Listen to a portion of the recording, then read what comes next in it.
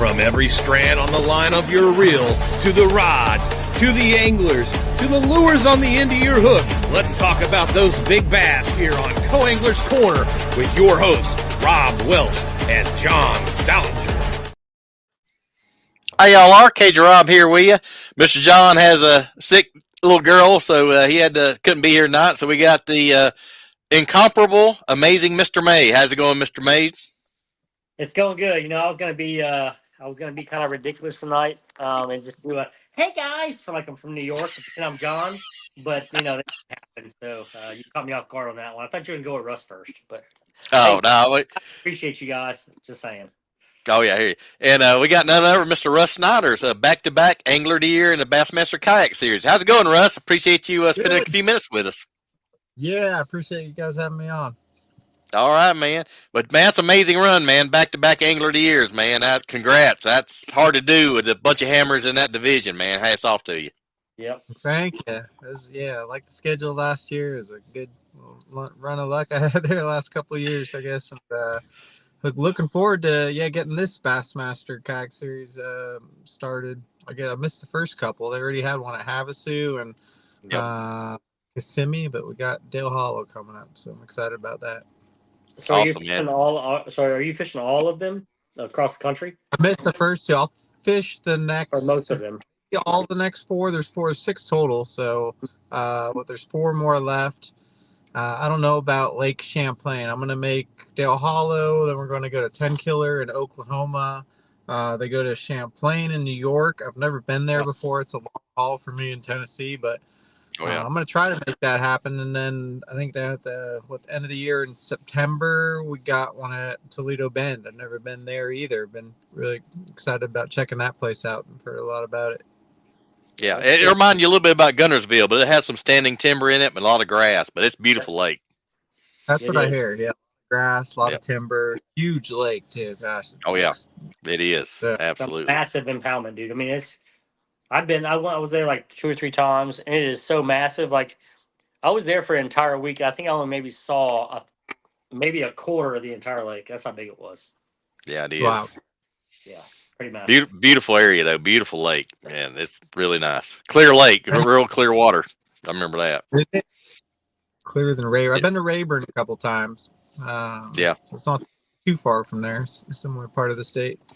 Yeah, it's similar. It's like a sister lake, but it has a lot of standing timber, a lot of grass. So, there's some big girls hanging out in there. Yeah, it almost reminds me of a Hartwell and a Gunnersville kind of mixture. Yeah. Really? Interesting. Yeah. Okay. Yeah. I agree with you there. I got a quick comment real quick. Our buddy Andrew Pulliam says, hello from Florida. Hey, how's it going, Andrew? Hope you're doing well, buddy. Mr. Andrew, how are you, sir? Yep. But I guess Russ, starting out, what kind are you running? You still running bonafide like last year? Or are you running the same, or you changed your fishing setup any? The same setups. I have the PWR 129 and the RVR 119 for the rivers.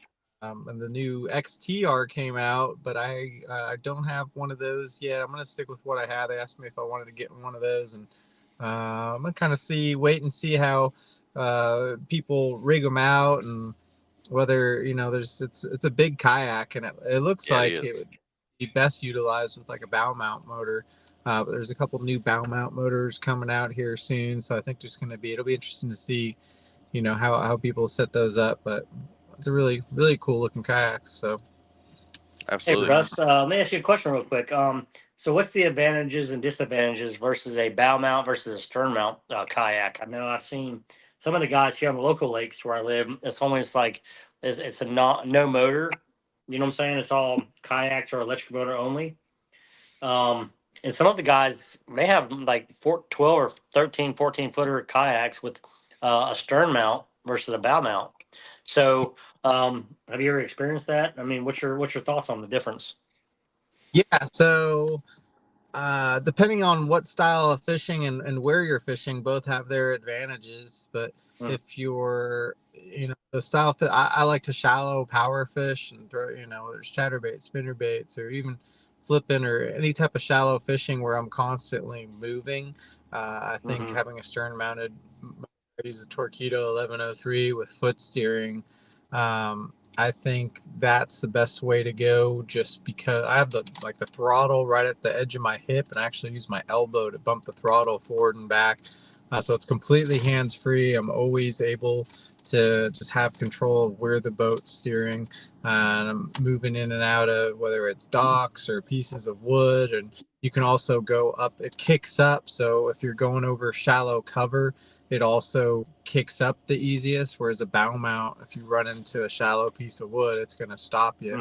So as far as like rivers and all that, that's the best. When the advantages of a bow mount motor, number one is probably like having the spot lock if you're going to do more offshore fishing, if you're fishing ice water, offshore cover, or or if you like want a live scope too. I think there'd be some benefit to having that. If you're setting up on a brush pile or something like that, you can use that spot lock just to hold perfectly still. A lot of the remotes right now still are little hand remotes where you have to, which I don't like that for power fishing, when you're trying to make a cast, with a crankbait or whatever, and you have to adjust your trolling motor, take your hand off the rod.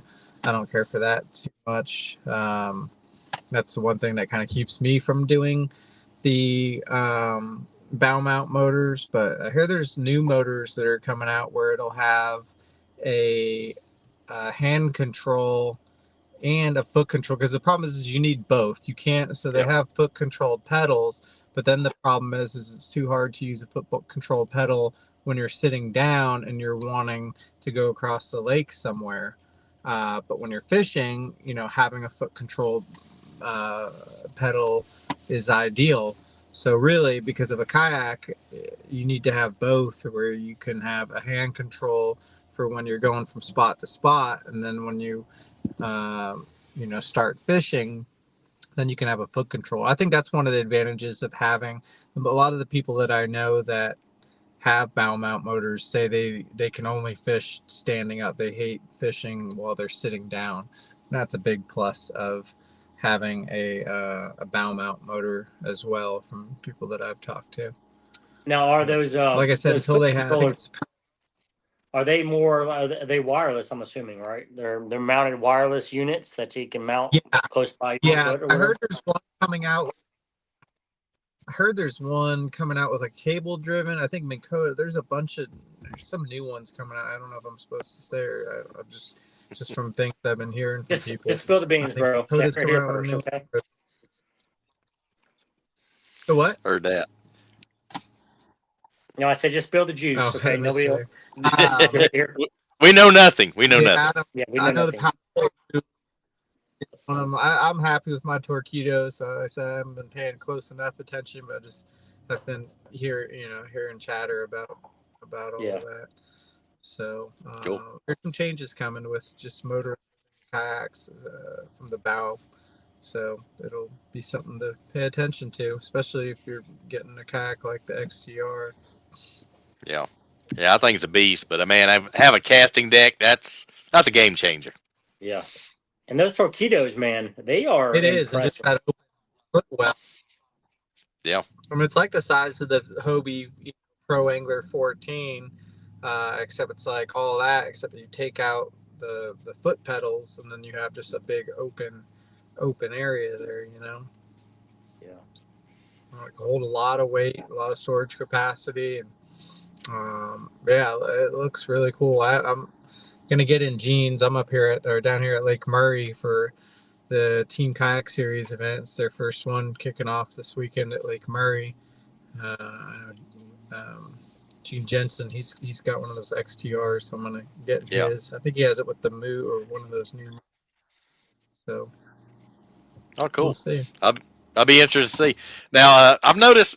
Do you think I think the pedal kayaks seem like they're kind of going away, maybe not as popular. What's your take on that? Have you seen them kind of seem like they're kind of going away a little bit? And the motors is either paddle or motor, seems like. Yeah, it is. I'm kind of seeing that. And, when it comes to, there are some advantages though of having pedal drive kayak, especially mostly just that 360 drive. When it works and stuff for using live scope and being able to turn in one position. But it's there's more and more kayaks. I think that's like one of the exceptions. I think the rest of the kayak brands are kind of focusing on either just having paddle kayaks or incorporating like a motor, like I said, whether it's a bow mount or stern mount motor. Yeah, it makes sense. Now, I've been looking at that RVR. That RVR, that river kayak seems really interesting. What do you kind of like about it? It looks really interesting. Yeah, it's 11 and a half feet. It's a perfect combination of stability, I think, and like maneuverability for the rivers. There's been some other river kayaks that I've been in that are very maneuverable and that you can make turns in them really well, but it's hard to stand up in. They're just a little too tippy. And the thing is when you get those really stable kayaks that track really straight and they're super stable, then they're really hard to turn. They're not as maneuverable, but they track straighter. So the RVR is a really good balance between the both, where it still turns better than a lot of the other kayaks that aren't essentially like river kayaks, but it's still got enough stability where you could stand up like the Jack, one of the original, river kayaks is like that Jackson Coosa HD or Jackson Coosa, and that kayak is very maneuverable, but it's very hard to stand up in, but it's for going down, when you're paddling it though, the nose, you get those river kayaks and as you paddle, the nose is actually, walking back and forth like a super spook as you're paddling it. It's good, like I said, if there's obstructions or things in the water, you take one paddle stroke and you could turn really easy.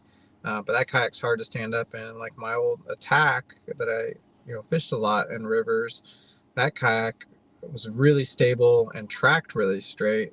But when you tried to turn it, it was just, you had to do like 3 strokes on one side just to get the thing to finally turn. So the RVR is a good mixture. It's like right in between. I really like it. It's nice and lightweight and still big enough to carry like a good amount of gear.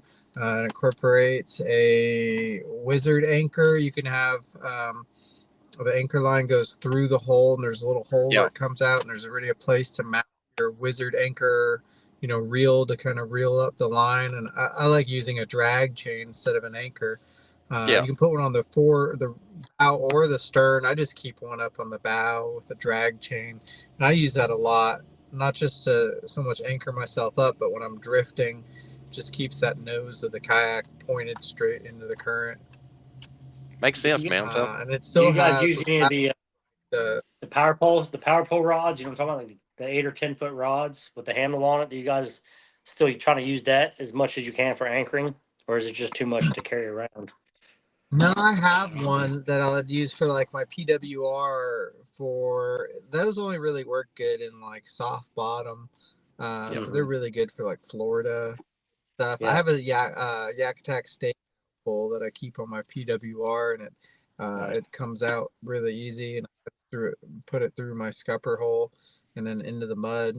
I do have a power pole micro anchor as well, which I've used a couple times. But problem is with that, when you're not using it, it's going to stick way up in the air. So if you're by overhanging trees or anything like that, it can create some problems. So it's kind of situational as far as when that's really good to use. Otherwise, just a stakeout pole can work fine, or drag chain.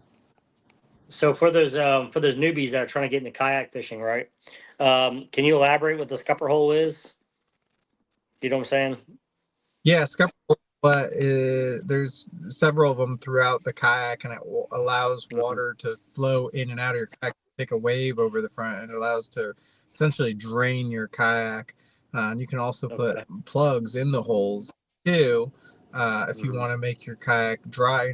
Have them open, water kind of comes in and out. So if you need to have some water shoes, or just plan on not getting your stuff, having anything on the floor that can't get wet, but I've never used, some people just want everything dry, so they'll put the scupper plugs in, but then when a wave or something comes in, it's going to hold water and you got to bail it out. I've never used scupper plugs. I've always taken them out and allowed water to flow freely in and out of the kayak. Again, those holes are like they're like in the middle of the kayak, right? You have like 4 in the front or 6 in the front, maybe 3 in the back, maybe a couple in the center. They're about what, an inch in diameter, yeah, plus usually minus. Right. Yeah, there's one on each side, like they kind of run in a row, and symmetrically, and let's say maybe 8, 10. So there's 5 on the right side, 5 on the left side. It kind of run down the kayak, a couple in the front, a few in the middle, and a couple in the back, depending on kind of how you're all designed a little bit different, but essentially that's how it is. Yeah. And it helps when it rains, you don't have to worry about range. It just kind of goes into scupper holes, and it kind of freaks you out at first because you see water, right in line with the kayak. It freaks you out at first, but I would be freaked out, man, because yeah. if I see any kind of water infiltration coming up from the bottom of the boat whatsoever, or even trying to go out and I see the bottom, I'm freaked out because, I fish a lot of river systems where we have a lot of snakes and stuff like to come up through stuff. So I'm very hesitant about a kayak, period. So I'm trying to learn, guys. Okay, so get off me on that one. Well, you got a paddle, man. If he pops his head up, you can knock him in the head. That's so right. That's right. It don't worry me. I had a water moccasin. I was down in Arkansas once, fishing Dartnell. And I was going through some kind of cypress swamp kind of area, and water mock. I flipped onto some hyacinth, and a snake. I didn't even see the snake. It pops out and it grabs my lure. My lure didn't punch through the mat. There's like a mat, and it grabbed it, and it wouldn't. I had it all the way. It wasn't hooked, but it just wouldn't let go of my little beaver. Like, come on, get off of it. And I had to hold that water and act it with my paddle, and it coiled up on the weeds and was getting aggressive with me. But it was kind of crazy. Yeah, me and Mr. May is very. Yeah, me and Mr. May is very familiar with the old moccasin. I bet you are. Yeah, usually they leave you alone. The only one that really, kind of got a little crazy. Well, unless they're molting or they're shedding their skin, they will get a little aggressive on you. I saw it. Really? Yeah, we got some pretty gnarly ones here on the James River, man. Like I guess after we get a good warming trend or whatever, they'll be out there sitting on the logs, and they're mean, they're aggressive, and they don't play around, man. You get close to them, they're coming after you. I don't care what kind of boat you're in, they're coming in the boat. So and they're chameleon. Whatever they're around, they blend right in, and you won't know it till you see that mouth pop open. You that big white mouth looking at you and scare the snot out of you. I've been there and done that. Yep. Yeah.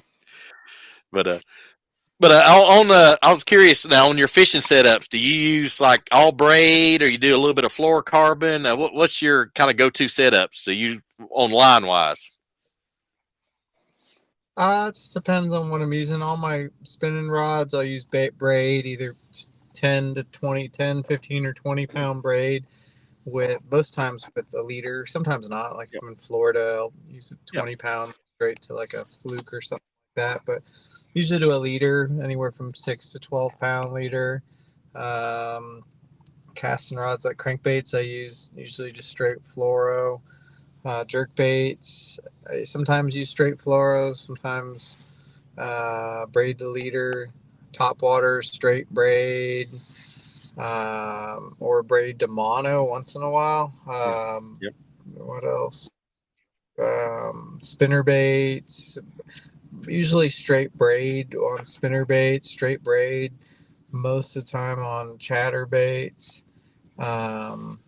I kind of use both. I have 2 different rods. If I'm fishing grass, I'll use straight braid. 40 pound braid on my iRod, Snyder Sniper. It's a 7.5. It's moderate fast. 40 pound braids, really good for chatterbaits. If I'm for longer casts of chatterbaits with grass, if I'm using skipping docks or something like that, then I use a 7'2" with 17 pound fluorocarbon. What else? And then yeah, worms and jigs and stuff. Usually straight fluorocarbon. Swim Okay. jigs can go Let's talk. both either. Hey, let's talk about strategics, right? Or strategies. I think it's one thing that I really envied about the kayak guys, from the John boat guys, or even the big boat guys, where and you guys get to pretty much deploy anywhere on the body of water. I guess in the regulations, you guys can pretty much launch at any public boat ramp or etc. So if you launch at that location, um, how strategic are you guys about actually picking everything apart, like being very thorough? If you see a big lay down next to a boat ramp where you launch at, how thorough are you guys to actually pick that apart? Where you've made multiple casts with certain lures, either they're on the bottom, suspending, or at the top of the structure. What's your strategic plan going into these events? I mean, you don't have to indulge too much because there's probably a lot of kayak fishermen listening. But however, I mean, I'm curious. Like it intrigues me. I'm very Yeah, it's a clumsy. little different. I will. Yeah, I will never own a kayak, but at the end of the day, I love to fish. I fish all the time, and I envy you guys. You guys go through the conditions. You have to be very strategic about what you're doing, and I learn. Like honestly, I learn from everybody. So, Yeah. um, Yeah, I guess I grew up doing fishing out of a boat and beating tournaments on the boat side for a while, and the biggest difference I noticed when I started kayak fishing is realizing most times you don't have to run all over the lake to catch fish. There are times when you're in a boat and you're on a pattern, and it does help there are situations like that. But for the most time, if you break down one area that has a concentration of fish, there'll be multiple, as long as there's a good population in an area, the cove or whatever, creek or wherever you're in, if there's a good population, rather than just finding, like when I was in my boat, I'd find one way to catch those fish and then run that pattern around the lake. Where now when I kayak fish, I just try to find as many different patterns within that area. And if I was to go back and fish out of boats, I think that's a smarter, better way to. I think a lot of boats, now that I've fished out of the kayak, I can say this about myself too, just end up running around the lake like too much and getting too spun out. And exactly. like you said, the biggest thing is find an area that has fish and find, when I'm practicing even if I'm catching them, doing one thing, flipping wood up shallow, I'm gonna look for other ways, because those weather changes and things happen, and I'm gonna be looking at deeper rock piles as well. Even if it's not the right day to be fishing those rock piles, I'm still gonna mark them in that area, and I might go to the tournament and flipping all that wood. But when it doesn't work, I'm already going to have a plan B and plan C, plan D, other areas and other patterns and other lures that I can just run over here really quick and check that, or run, and then I could find a new way of catching them. So most times, like those fish, when people get them in pre-fish and then all of a sudden the tournament comes around and they're not there, it's not that those fish left. It's just that they might have left that cover that they're on, but they just adjusted and are on a different type of cover, or different lures. What you need to focus more on. Yeah, one thing I Absolutely. I learned remember my boat. is fishing like out of the John boat. I fish out of a John boat exclusively. Like I don't even own a fiberglass boat anymore.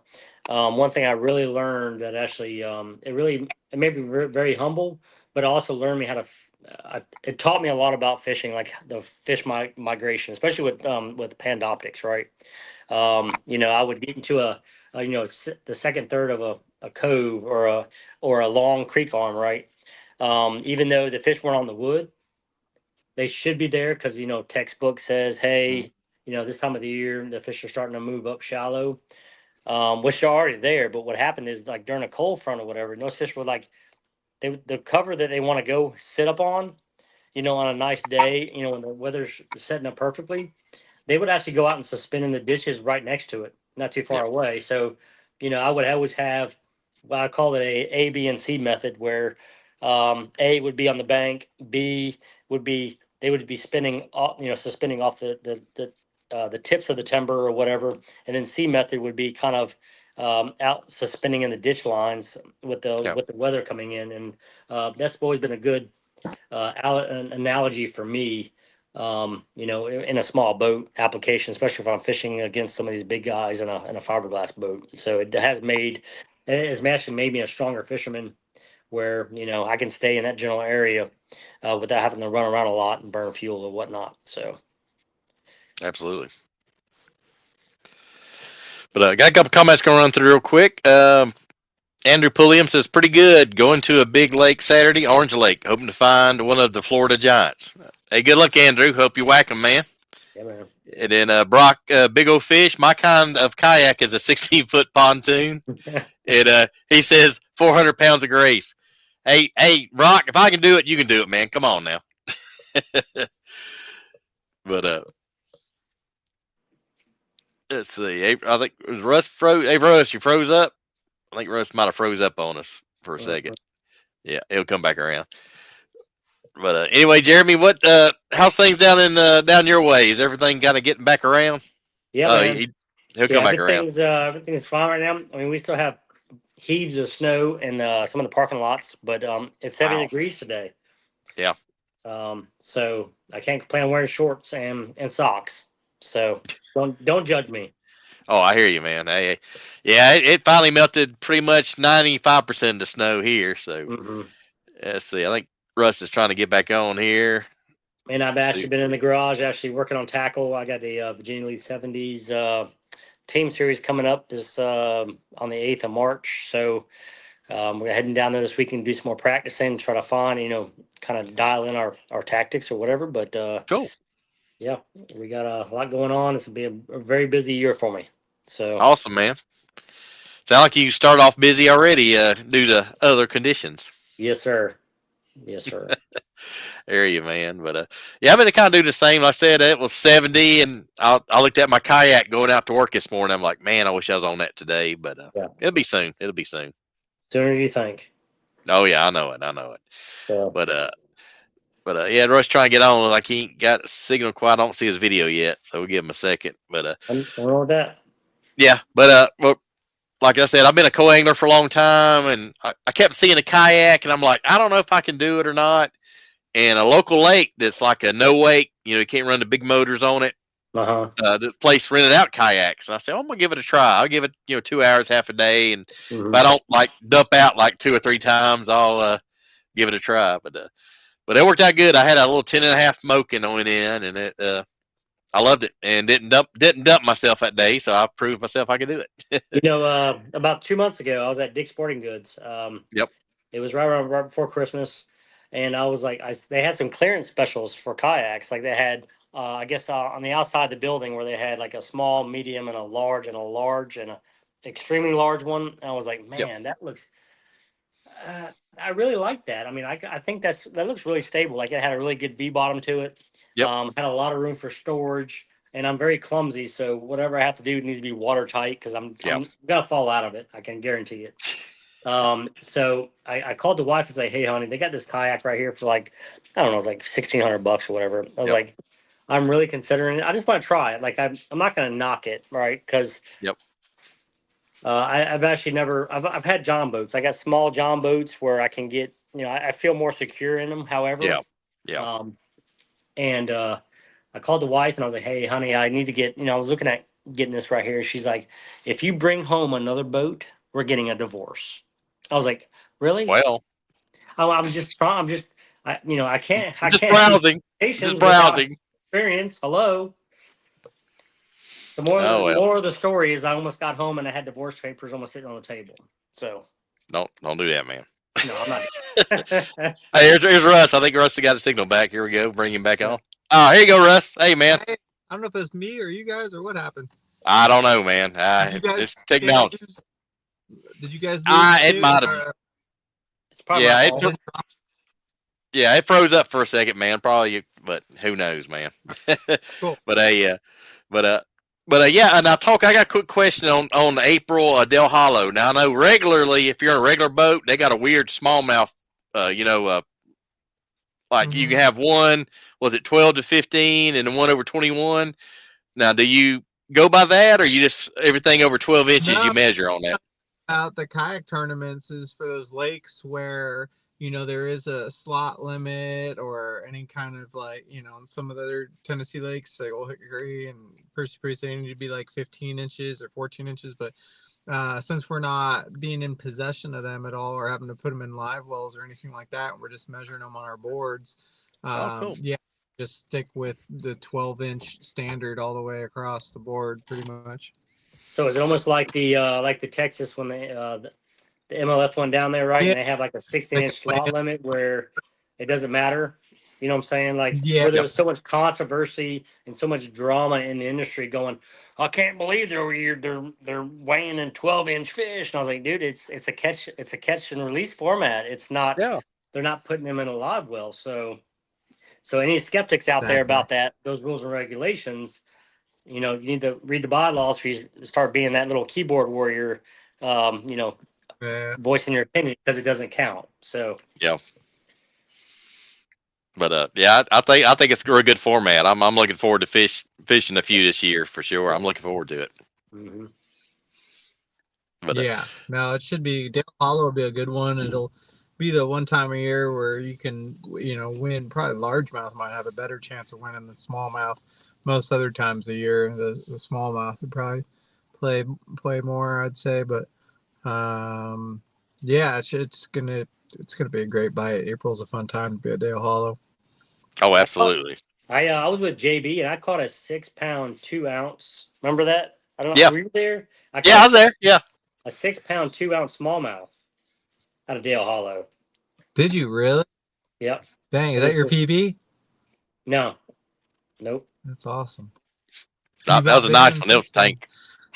It was thick, dude. I'm telling you, it was short. Like it was like very small, but that thing was so thick. Like JB's like, oh, that was a 5-pounder. We got to the scales. It was a 6.2. I couldn't believe it. Yep. Like it was pretty impressive. Yeah, So, it was a tank. That was a football. Yeah, Literally, that was a football. What Yeah. Yeah, that was a good one. What'd you end up on? I caught it on a robo worm, a drop shot with a 3/16 ounce on it was a morning dawn. Yep. It was suspending off Cool. of a. I mean, this is before. I don't think live scope. I mean, live scope was around, but I don't think I had live scope. I was I don't using think. the 2D sonar. And I went over top of it and I saw it suspending over top of I guess a drop, and I turned around and just made a cast right behind the boat. And I mean, before I hit the bottom, I saw my line jump, and I was like, okay. So I set into it. I was like, what's this? This is a striper.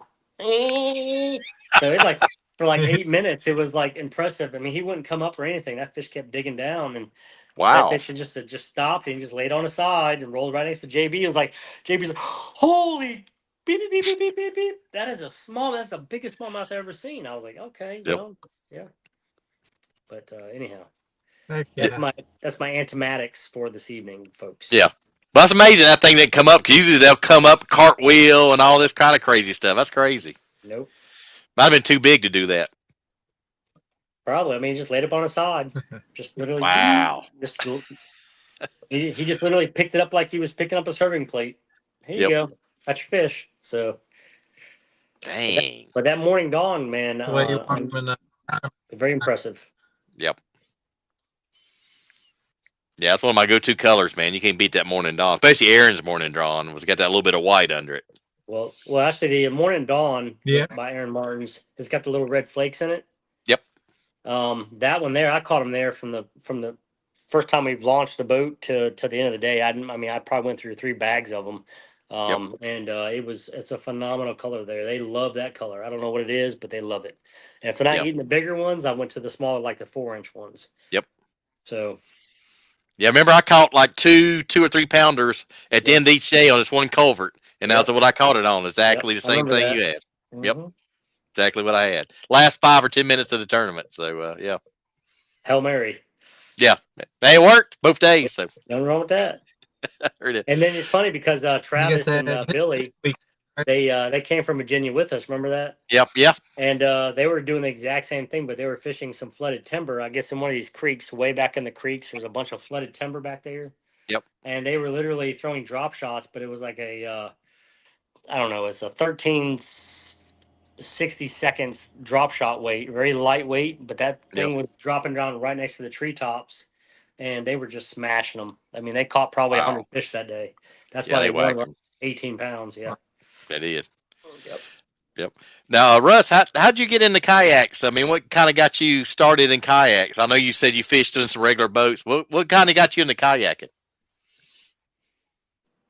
When I moved out, I grew up out in California, and about 12, 13 years ago or so, I moved out to Tennessee. I had my bass boat and competed in some of the BFL tournaments for a couple of years, and but I had these kick boats, or like pontoon boats, kick boats. Yeah. It's basically like little chair. You got flippers on your feet and all that, and you sit not like a bigger than a float tube, not like a float tube. You're sitting out of the water, not in it so much, but just your maybe shins down or in the water, and you got oars on them and stuff too. And I was doing a lot of trips out on these rivers just around Middle Tennessee after I moved out here, and catching big smallmouth and just having a lot of fun doing that. And came across, I was mostly just doing all these trips solo. I'd actually take just an old beat up bike, and I'd drop it off at the takeout, at the bridge or wherever I wanted to take out. I'd lock it up, and then I'd drive my truck up river with the kick boat, and I'd launch the kick boat, do the float, and I'd lock up the kick boat and ride the bike back to my truck. But yeah, after getting a little bored of having nobody to fish with, I saw on Facebook there's like a Facebook group for a kayak fishing club, Kayak Bass Fishing Tennessee, KBFTN. They were doing local kayak tournaments on Old Hickory and Percy Priest Lake and Cumberland River. So I thought and I still had my boat at the time, but after I fished the BFL tournaments a little bit, and then after that, I was just like, I was more excited about fishing all these creeks and rivers and stuff, and not being around, and having all these areas to myself. And there's a lot of water that was kind of untouched, to be honest. And but yeah, through that kayak club, because I saw a lot of them, they were the ones that were also fishing these creeks and rivers and stuff like that. So through that kayak club and through a couple of local tournaments, I really did just to meet some friends and stuff and have some people to do some float trips with, and started doing pretty good in some of the tournaments. And then it was about the same time that all these national tournaments, KBF and eventually Hobie and eventually Bassmaster after that. So it was kind of happened. I didn't expect to be doing this.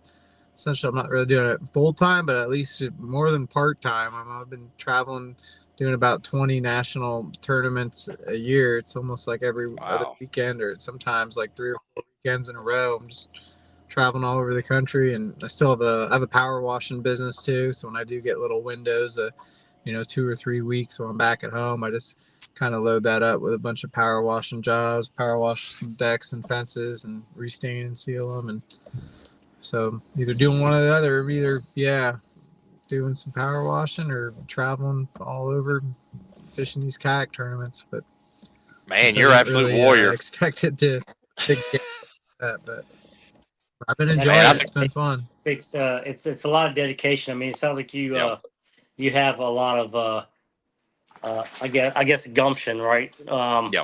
And it takes a lot, man, because I've been a diehard fisherman for a very long time, and I used to walk the banks of the rivers and the bayou down in Louisiana, down in New Orleans, and it's very relaxing to get out there and fish, regardless of the circumstances, right? I'd be out there wading in some of these little canals, just trying to catch a fish. Even those gators running around, there's all kinds of stuff going on, and the dedication's very impressive, man. I like your story. It's pretty cool. Yeah, man, absolute grinder, man. Thanks. Hats off to you. Hey, we got a quick question here. We're getting everybody's opinion on it. Mr. Tony Arno says, hey, guys, I hear you're on a different chat about kayak fishing. I'm late on the podcast on Wednesday. I like the catch and release deal. So we had some things going on pro fishing. Any talk about disqualification in Bassmaster and Matt Herron dropping out to a BFL? I'll take a yes, and I'll go to Jeremy next. Hey Tony, yeah, I heard.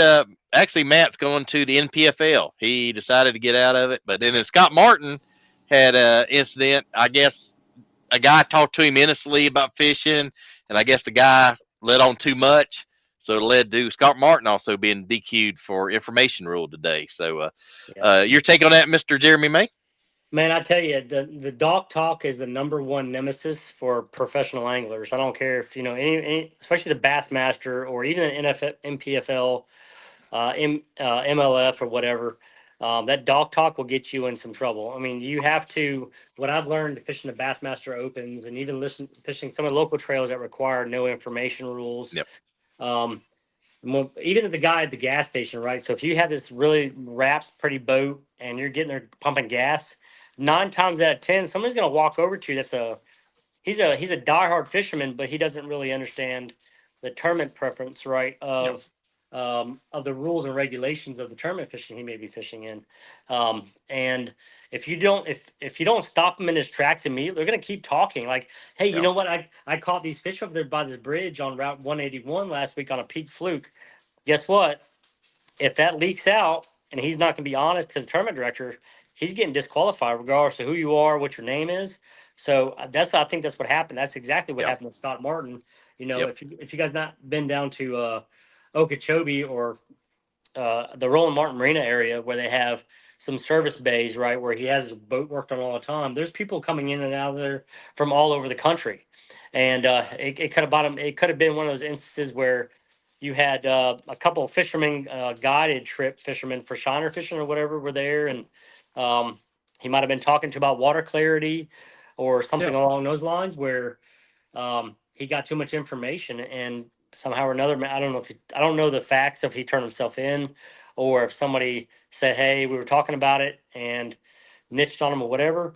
But it is what it is, right? So, so any of these guys who are watching this podcast tonight, if you're not, I know Bassmaster Kayak guys, for example, there is a no information rule. Am I correct on that one, Russ?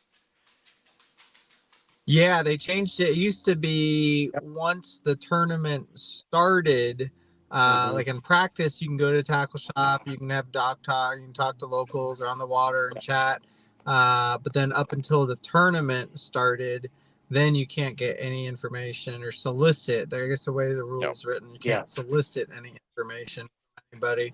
But now Bassmaster made it so once official practice starts, which is about a week before the tournament, 5 days before the tournament.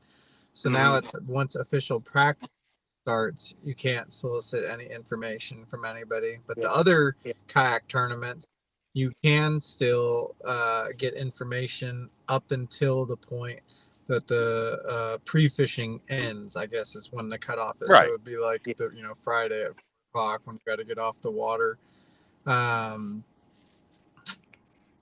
along with the Matt Herron deal, right, is then Matt Herron, he's a amped up, a highly amped up Randy Blockett, if that makes sense. He is a severe power fisherman where he loves he's a shallow fisherman, and I don't know. I think he may have been how do I say this? I'm trying to be very professional at the same time where he keeping up with the Joneses, as they say, like trying to keep up with the technology. Like he may have been sufficient at it enough to get by, but I don't think he was. I think he wasn't happy doing it. He wasn't happy doing it. He wasn't happy doing it whatsoever. He was doing it because he had to keep up with the guys. Even if you could do it okay. It's like you got to outfish these kids and these guys that's all they're doing, even if you use it a little especially bit. The younger generation, they're all electronic driven. Like my kids, for example, when I got problems with my phone or I'm trying to learn how to do something, I go to my teenagers and they just work miracles around. I'm like, how did you do that in like 3 seconds? I've been here for 3.5 hours sitting on the bus, waiting for how to figure out how to do that. But where I'm going with this is Matt Herron. He's a phenomenal fisherman, right? Yeah. I would put my money on him any day of the week. If he was power fishing with no electronics, my money would be on him. However, I think he saw the writing on the wall with the MPFL, no electronics rule or no electronics period. Yeah. And I think it fits his profile or status more. So he can actually maybe have opportunity to cash a check because it is his livelihood, right? So Yeah. you have to take the best for your families, or for your family and your personal benefit, even your brand Yeah. benefit. So I think that's what one was probably It'll be some of his interesting major to see decision how much. making. It'll be interesting to see how much viewership they start getting because of this. If people, more and more people start getting sick of just watching these tournaments with live scope. I know if I prefer watching, more traditional fishing where they're not Yeah. staring at a Yeah. screen, where they're actually visually casting targets or doing that. So for me, I'm gonna check out some of the MPFL tournaments as far as just for entertainment purposes, I think. Oh yeah, and there's a bunch of old school fishermen in there too. Seeing them guys, like Tommy Biffle and some of them guys, still out there fishing at their age, and hammering them. So that's gonna be pretty interesting. Well, it's one thing I've learned, man. Actually, Yeah. fishing out of my job, but I don't know if you guys have followed along with this, and this can kind of coincide with the kayaks as well. Is my John boat. However, I'm limited to 20 gallons of fuel, right? But I do have a live scope on there, a 12-inch graph on there, live scope or whatever. But I do have the initiative to take and power fish. I'm a power fisherman at heart. Like, Yeah. I would rather prefer power fishing 90% of the time. But again, I understand I've spent enough time in my off season learning the forward facing sonar deal. So if I have to go out there and shake a dang minnow because they're on the bank, like I can adapt to that because I guess I'm in the middle of the pack in my age, right? I'm 45. So it's really helped me. A couple weeks ago I had caught 28 pounds, won a tournament shaking a minnow. And then the following weekend after that, I caught him. I got a first place tournament win, flipping a jig on the bank in 6 inches of water with 52-degree water temperature. You know what I'm saying? So Yeah. the versatility of having of both the forward-facing sonar and the old school methods, it does take play. But some of these older generations, they're really struggling with the technology, 100%. So Yeah. Like a Jacob Wheeler, you see how versatile he is. yep. I mean, He's a machine. yeah, he is. He's like a Kevin Van Dam, man. He's just Yep. unreal. But guys, anyhow, I need to get off here. I got the family just got home from Yeah. dance, and I'm gonna go ahead and spend some family time. So I appreciate you guys having me on, and we'll go from there. So All right, bro. Anytime, man. Thanks, Yeah. May. all right, peace out, you guys. All right, man. See you. All See ya. right, bye. All right. But now, Russ, I think you won most of your both your AOYs pretty much shallow fishing, power fishing, pretty much, haven't you? Yeah, for the most part. I think at Possum Kingdom last year, I was using live scope a little bit. Not like deep, just for fishing like shaky heads and some brush piles and stuff like that. But for the most part, yeah, I mean the schedule last year really benefited my style of fishing with like shallow power fishing. We fish the Susquehanna River, which is a good one. We fish Gunnersville in the spring, and there's a bunch of they were really up on the brim beds and stuff. And yeah, so it was. Like I said, Possum Kingdom was the only one where it was a little deeper, clear lake, and live scope played a bigger part. But yeah, Lake Murray, we were up there. I used it a little bit, but it was also kind of pre-spawn, and there was some dirty water, and there was fish right up on the bank, and a lot of people did good at Murray last year up shallow without live scope. So, yeah, like I said, it was a really good schedule for being able to fish the type of style of fishing that I enjoy doing. This Absolutely. year's And a I little know, different. Have a yeah, like it was a deep, but I know, fishing BFLs or whatnot, it seems like we always have changing conditions, and the guys that kind of adjust to that usually is on the top, top 5, top 10. So that changing conditions throws a monkey wrench in a lot of plans.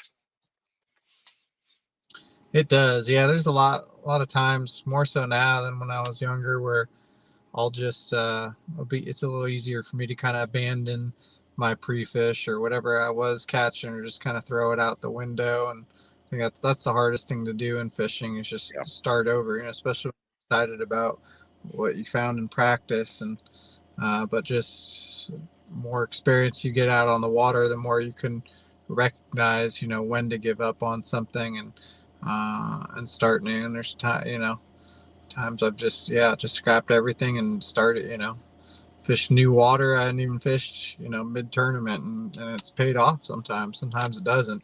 I prefer, to catch them the way I was catching them. Oh yeah, You're probably better, um, but yeah, recognizing when you got to abandon stuff and start over is an important thing to learn. absolutely, absolutely. Now on a kayak tournament, do you like load up your kayak and actually move, or you kind of stay in the same area? Do you ever like load up your kayak in your trailer or truck and move to another area, or you pretty Yeah, much hunker down? yeah, I having to do that. I prefer, not to do it, but there are times where I will, relaunch sometimes 3 times in a day, mostly in practice, like 3 times. If I have to move Yeah. 3 times in a day in a tournament, that's not good.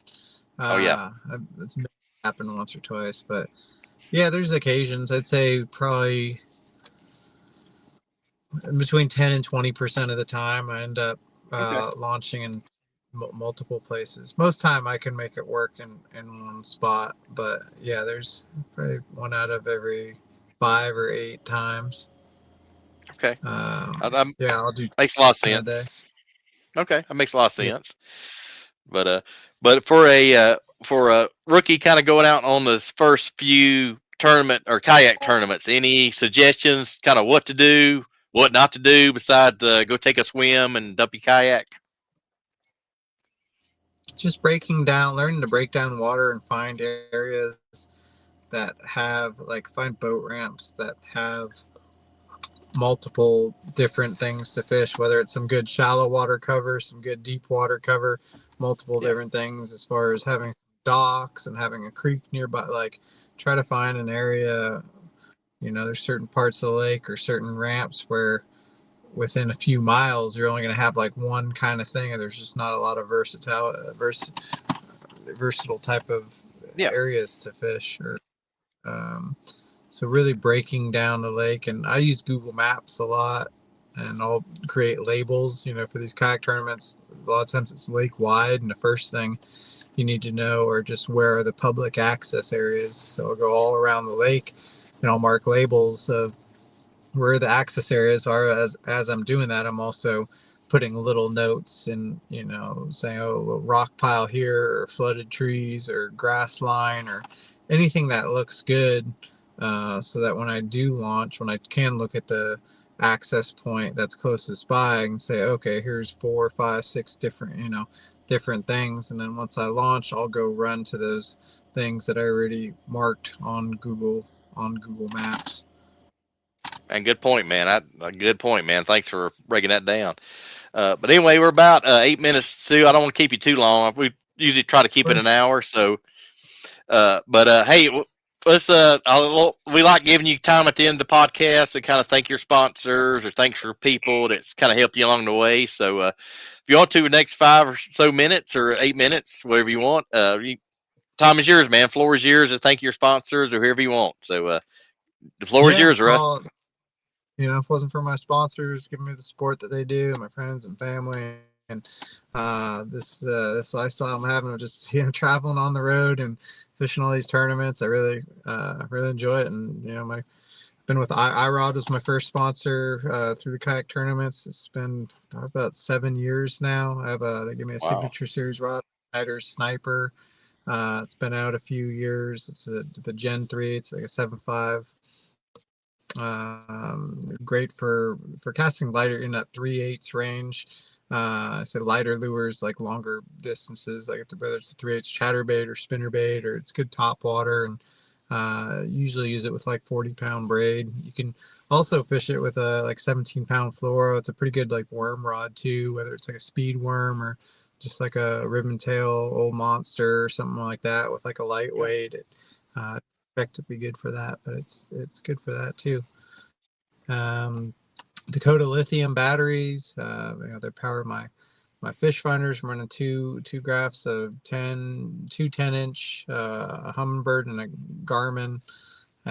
So I have my Dakota Lithiums powering that up, and also as a power source in my vehicle here, I kind of a specific fishing video or vehicle where I only have the driver's seat. I took out the passenger seat and I have a refrigerator there, and then the back seats are gone. I built these two storage compartments, and I have a couple big 100 amp hour Dakota Lithium batteries, a power inverter, a DC to DC charger, and I use that power source to charge my Torqeedo batteries, my fish finder batteries, power my fridge, and then on top of the boxes there, I don't know if it's video, you can probably see it here, but yeah, my fridge right here, and, Oh, nice. and then on top of these boxes here, I sleep back there. It's kind of a mess right now, but yeah, it's kind of just a self-sustainable vehicle, so I can just crash out at boat ramps, charge my batteries, sleep in my truck, and it just makes life on the road a little easier, a little more affordable, cutting down on the expenses. But Dakota Lithium is definitely a big part of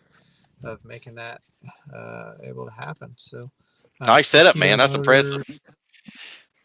it's cool, yeah, and I have a rack on here too. So I have no trailer. I can carry two kayaks. I have one in the bed and one on top on a rack. I got my rod holder on the rack, or my rod storage on the rack too. So it's I have two kayaks with me and don't have to take a trailer, and I could sleep back here and have my little fridge, and always big on just pre-cooking. That's what I'm about to do after this. I finally do have an Airbnb. I haven't had a shower in like 5 days. I've been sleeping in my truck. So I'm finally doing some shopping. I'm going to go to the Airbnb and cook up a bunch of food to put in my fridge, and yeah, it'd be nice. And so, but yeah, Torqeedo Motors, 1103, Yep. they have the new motor coming out too. They're just working on getting the right prop for it, but I'm going to be excited about the new Torqeedo that's coming out. Sweet. And Yak Attack, all their just different kayak accessories, or black pack and camera mounts, park and pole, and paddle holder, and they have all sorts of different accessories. They've been around for a while, been with them for a good amount of time. Yeah, great company. Music City Outdoors, they're a local kayak shop here in Nashville. They carry Bonafide, as well as a number of other kayak brands, probably 8 different or so kayak brands, and and also Bonafide. Been with them now. This is my 2nd year with them. Have the PWR and a couple of the RVRs, and they have the new XTR, which I don't have, but might be running that next year. But there's a lot of hype about that. A lot of people are excited about that, but you can find all those at Music City Outdoors. One Objective Fishing, they make a lot of little accessories for my Bonafides, as well as a number of other kayaks as well. And Catch Outdoors, they make our metal measuring boards, as well as a number of other different kayak accessories. They have a really nice cart that I like using for carting my kayak to areas as well. Nice. That's everybody. Yeah. Hey, Matt, you're a road warrior, man. With that step you got, you're a road warrior, man. I give hats off to you. I wouldn't have it any other way, man. I love it. Enjoy it. I'm gonna keep doing it as I can. I heard that, man. Hey, man. Hey, man, I'm glad to have you on and just have a few minutes with you. And hey, I hope I see you in April at Del Hollow. And man, best of luck. Best of luck to you, and safe travels. All right, I appreciate it. Thanks for having me on. Enjoyed talking. Oh yeah, do you too, man. Hey, appreciate it, and we'll catch you on the flip side, man. But hey, good luck, safe travels, and appreciate you being on, my friend. And we'll see you. I'm gonna remind folks too. You can catch you on Bash U. I've caught a bunch of your classes on Bash U, and man, great classes on Bash U you had. A lot of fun. Did one on rivers and one on live scoping out of a kayak, and some great resource there for sure. Oh, absolutely, man. I've seen them many times, believe me. But all right, man. I appreciate you, man. I appreciate it. Take care. All right, man. All right, thanks, buddy. See you now. All right. All right. All right. All right. Well, guys, that was a lot of juice, man. Russ is one of the best in the kayak business, and guy definitely, He's done everything. He said back-to-back angler of the year. I mean, you see his setup. I mean, he's a road warrior. But anyway, got one more quick say how to my friend Miss Tanya Hachowski. I think I got that right. I hope so. Hey Tanya, hope you're doing well out there. And thanks for all you tuning in. And hey, a quick thing, going out the door, met some of my friends, hadn't seen in a while at Superior Bait and Tackle out of Bean Station. They're at 452 25 East Bean Station. So if you're in the Morristown, Tennessee area or Knoxville area, stop in and see my friends. Tell them Cajun Rob sent you. I'm not sponsored by them. They're just friends of mine. But great folks, great service. They give you great customer service, great products. So go check them out. Superior Bait and Tackle in Bean Station.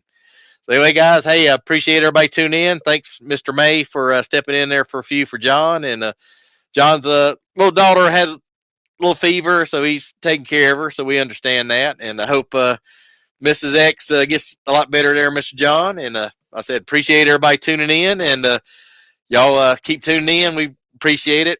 And y'all be safe and hopefully have some good weather and weather line this weekend. But anyway, Cajun Rob here checking out. And as I always say, we love you all. Peace out. Have a good week.